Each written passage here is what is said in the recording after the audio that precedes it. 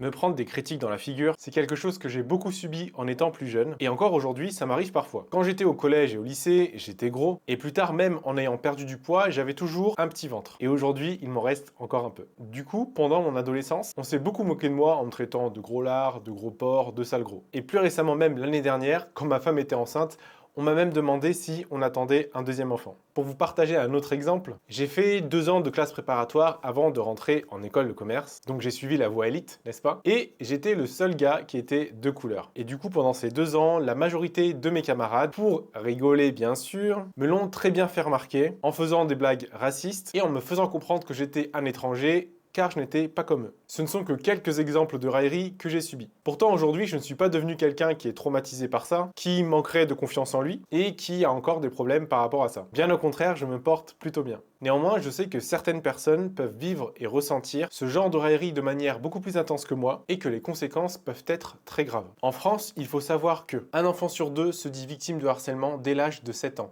Un adolescent sur 4 se dit victime de harcèlement dès l'âge de 18 ans.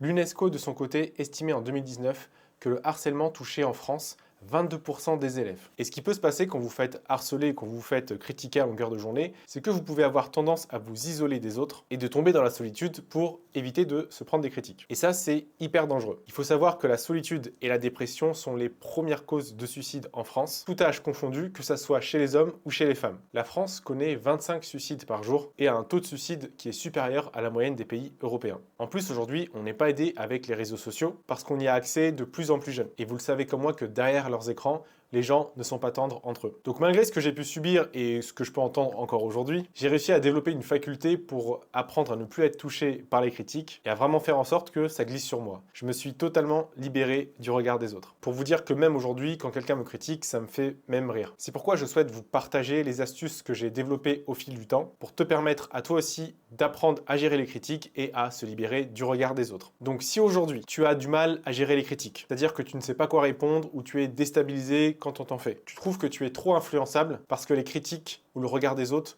ont trop d'impact sur toi, ou bien vous êtes un parent et vous ne savez pas quoi faire pour protéger votre enfant, je vous invite à rester avec moi tout au long de la vidéo parce que tout ce que je vais vous dire va vous aider. La solution que j'ai développée va s'articuler autour du concept que j'ai nommé le concept des 4 C. Comprendre, connaître, confiance et cibler. On est parti pour le premier point, celui de comprendre. La première chose à faire pour apprendre à se libérer du regard des autres et à mieux gérer les critiques, c'est de comprendre pourquoi les gens vous critiquent. Et je vous assure qu'à la fin de ce premier point, quand vous allez vraiment comprendre qu'est-ce qui se cache derrière la critique, et ben vous vous sentirez vachement mieux. Alors la première chose, c'est que la critique, elle fait partie de la société dans laquelle on vit. Vous savez, nous les Français, on se vante d'être le pays de la libre expression. Ça veut dire qu'aujourd'hui, tout le monde peut donner son avis sur tout. Et en plus de ça, il existe même aujourd'hui des métiers dont c'est le principal métier de critiquer et donc de donner un regard sur ce que font les autres. Par exemple, le métier de critique littéraire, le métier de critique culinaire et le métier de critique musicale. Donc l'ambition, c'est d'analyser un livre, un plat ou une œuvre musicale et de donner leur opinion à travers une publication, à travers un livre. Un autre exemple qui vous montre que la critique fait vraiment partie intégrante de la société, c'est les nouvelles tendances qu'on voit par exemple sur YouTube. Ce sont les vidéos réactions. Donc en fait, c'est des YouTubeurs, ils vont prendre la vidéo de quelqu'un d'autre et ils vont juste la regarder en live avec vous par exemple et ils vont y réagir, ils vont donner leur opinion. Et d'ailleurs c'est quelque chose qui est très accepté parce que ce genre de vidéo fonctionne très bien. La deuxième chose que vous devez comprendre, c'est que peu importe ce que vous allez faire, vous allez être quand même critiqué. Aujourd'hui, on a à peu près plus de 67 millions d'habitants en France. On a tous une histoire différente, une éducation différente, une famille différente, et donc des avis différents sur les choses. Est-ce que vous pensez vraiment que vous allez pouvoir plaire à tout le monde? La réponse est non. Cela implique qu'il y aura toujours quelqu'un pour vous critiquer, que vous soyez riche, pauvre, gros, mince, noir, blanc. Peu importe ce que vous faites, il y aura toujours quelqu'un pour vous donner une opinion négative sur vous. À titre d'exemple, j'ai regardé sur Google quel était le film au cinéma qui avait fait le plus d'entrées. Il se trouve que ce film, c'est Titanic. On peut donc dire que ce film est une réussite, et au-delà de ça, on sait qu'il a reçu de nombreuses récompenses. Quand on va sur un site comme Allociné, vous allez voir qu'il y a des gens qui ne partagent pas du tout cet avis et qui ont mis au film la plus mauvaise note. Donc c'est pour vous dire que même si vous êtes en haut de l'échelle, même si vous avez réussi, même si vous êtes reconnu mondialement, il y aura toujours des gens pour vous critiquer. La troisième chose, c'est de comprendre aussi que la critique, ce n'est pas forcément une mauvaise chose. Quand on vous critique, ce n'est pas toujours mauvais, ça peut vouloir dire que vous êtes sur la bonne voie. Grant Cardone, un milliardaire américain, dans son livre La règle du x10, que d'ailleurs je vous invite à lire, vous aurez le lien en description, il dit « La critique n'est pas quelque chose à éviter, c'est plutôt ce à quoi vous devez vous attendre si vous commencez à avoir du succès. La critique découle naturellement du fait d'attirer l'attention. » Si on réfléchit bien, tout à l'heure on a dit que pour éviter les critiques, la solution serait de s'isoler du monde, serait de faire en sorte qu'on ne nous voit pas. Sachant que les critiques sont émises par d'autres personnes, si personne ne vous voit, eh ben, personne ne vous critiquera. Et en revanche, plus vous allez être quelqu'un qui va être populaire, donc qui va être vu par beaucoup de personnes, et aussi qui va attirer l'attention, plus vous allez augmenter les chances de vous faire critiquer aussi. Et comme dit Grant Cardone à nouveau, il est difficile d'atteindre des niveaux de succès élevés sans attirer l'attention. Parce que quand on réussit, il y a différents types de réactions qui peuvent arriver. On peut vous féliciter, on peut dire que vous avez hérité et du coup vous ne méritez pas votre succès. On peut vous dire que vous avez eu de la chance. On peut vous dire que vous êtes un fils à papa et à maman et du coup qu'on vous a aidé. C'est bien la preuve, encore une fois, que la critique est inévitable et peu importe ce que vous faites, vous ne pourrez pas passer à côté. Sauf, encore une fois, si vous vivez reclus. Et donc le fait que la critique est omniprésente, peu importe ce que vous allez faire, vous devez l'accepter et vous dire que vous n'avez pas réellement de contrôle sur ce que les gens pensent de vous. La quatrième chose que vous devez comprendre, c'est que les gens qui vous critiquent sont des gens qui eux-mêmes ne vont pas bien. Si je reprends le cas de mon histoire personnelle, la plupart des gens qui m'avaient critiqué sur le fait que je sois gros, en fait, c'était des gens de ma famille. Et vous le savez sûrement à mon nom, que je suis d'origine malgache. Et de manière générale, les malgaches sont plutôt maigres et petits. Donc moi, avec mes 1m90 et mes plus de 90 kg, c'est sûr que je suis différent des autres. Et étrangement, les seuls membres de ma famille qui ne se sont jamais moqués de moi, eh ben, c'était des gens qui n'étaient ni maigres ni petits. Ce sont des gens entre guillemets normaux. Et donc je pense que les membres de ma famille qui m'ont critiqué, donc qui sont maigres et petits, sont des gens qui sont eux-mêmes complexés par leur propre physique. Et si on y réfléchit bien, une personne qui est bien dans sa peau, en fait, n'a pas besoin d'aller critiquer les autres. Quel intérêt, en fait? Ce que vous devez comprendre, c'est que les gens qui vont vous critiquer vont le faire dans le but de vous rabaisser pour eux se sentir mieux et pour valider leur propre situation. En gros, ce que ces gens se disaient en me critiquant, ils voulaient dire que c'est mieux d'être petit et maigre que d'être gros. C'est un peu en fait comme l'illustration que je vous mets à l'écran. Les gens vont s'appuyer sur vous pour monter, mais vous allez rester en bas et vous allez être écrasé. J'ai un autre exemple pour vous illustrer ce concept. C'est le cas du regard des autres, de la critique, quand vous êtes en groupe. Je pense que vous avez tous déjà vécu ça, que vous soyez au collège, au lycée, à l'école, à l'université, au sein d'un groupe ou même dans le monde du travail. Il y a toujours un gugus, il y a toujours un gars ou une fille, peu importe, qui, quand vous êtes en groupe, va faire une moquerie sur quelqu'un en particulier devant tout le monde. Et ce qui est marrant avec ce genre de personne, c'est que quand vous êtes en one-to-one avec elle, jamais elle ne vous critiquera. Si je prends mon exemple sur mon histoire personnelle encore, donc quand j'étais en classe préparatoire et quand on me faisait des allusions racistes à longueur de journée, et ben personne n'est jamais venu me voir en face en me disant sale noir, sale étranger. Par contre, quand les gens étaient en groupe, ça se lâchait. Alors, je vais vous expliquer pourquoi.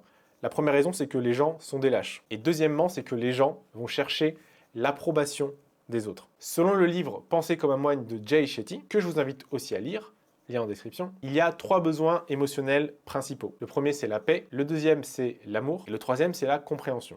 Quand un de ces besoins est menacé, c'est à ce moment-là que l'être humain va devenir agressif. En fait, quand les gens se mettent à vous critiquer devant tout le monde, c'est qu'ils ont peur de manquer d'amour, de manquer de respect, d'être exclus du cercle social et d'être rejetés. Ils vont donc tout faire pour éviter que ce genre de situation arrive. Ils vont donc essayer de vous écraser pour être mieux appréciés. Et donc, ayant compris ça aujourd'hui, quand quelqu'un essaie de se moquer de moi devant tout le monde, et ben en fait, j'éprouve aujourd'hui de la pitié pour cette personne parce que je sais que cette personne a un problème, je sais qu'elle a un manque affectif et qu'elle essaie de le combler en faisant ça. Et comme dit Jay Shetty, quand les gens vous blessent, c'est qu'ils ont été blessés eux-mêmes. Et une personne qui se sent bien dans sa peau, qui n'a pas de problème de confiance en soi, où tout va bien dans sa vie, elle ne va pas chercher à se mettre en lumière, elle ne va pas chercher à attirer l'attention sur elle, et donc elle ne va pas aller critiquer les autres. Pour conclure ce premier point, sachez vraiment que quand une personne s'attaque à vous de manière gratuite, c'est que cette personne a un problème. Vous avez également compris que la critique est inévitable, peu importe ce que vous faites, et qu'elle provient d'une personne qui elle-même n'est pas bien. Ainsi, son effet sur vous est amoindri. La deuxième étape pour se libérer du regard des autres,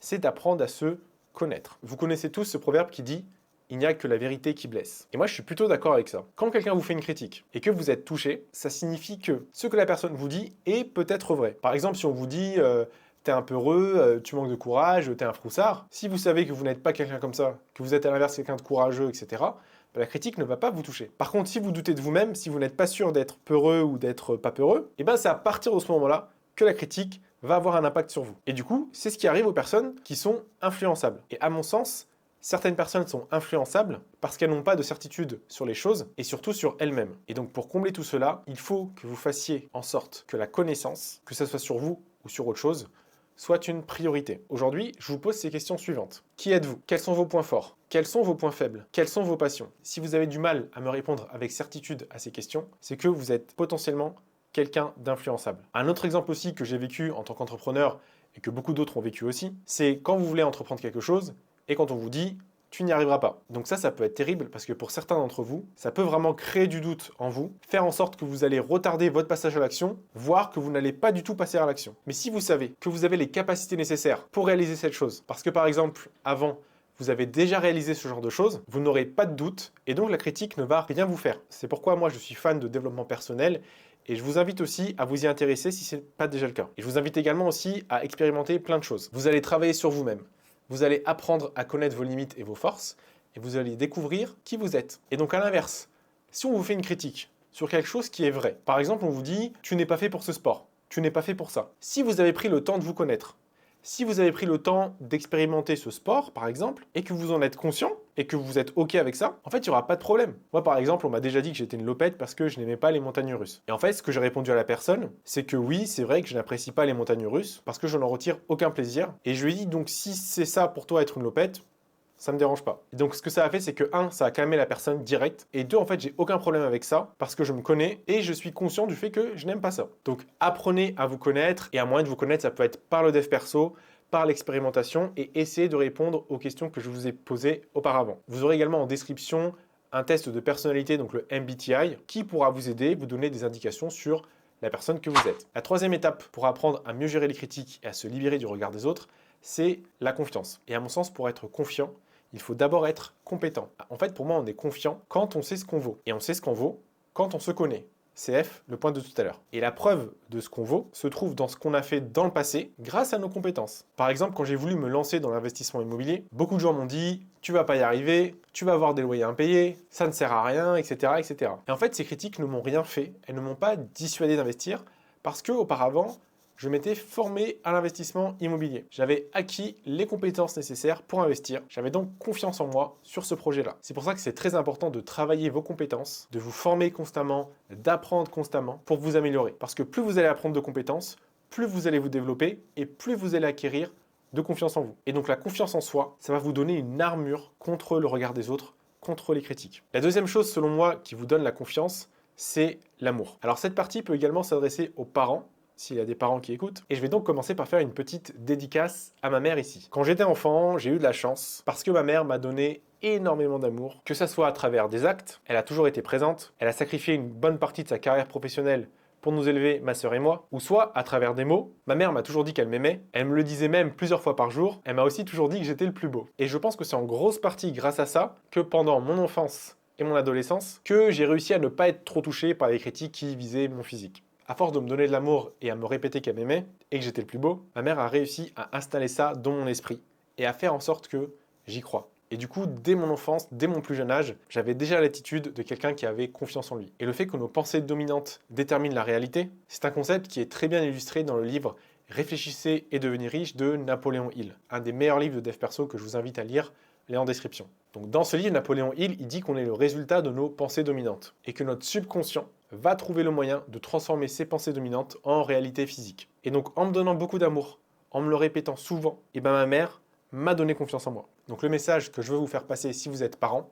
c'est de dire tous les jours, même plusieurs fois par jour à vos enfants, que vous les aimez. Dites à vos enfants qu'ils sont beaux, qu'ils sont magnifiques. Je sais qu'il y a des gens qui sont contre ça et qui vont dire qu'il ne faut pas dire ça parce que ça va mettre l'enfant sur le piédestal et ça va créer un enfant roi. C'est ce genre de phrase, ce genre d'opinion qui m'agace.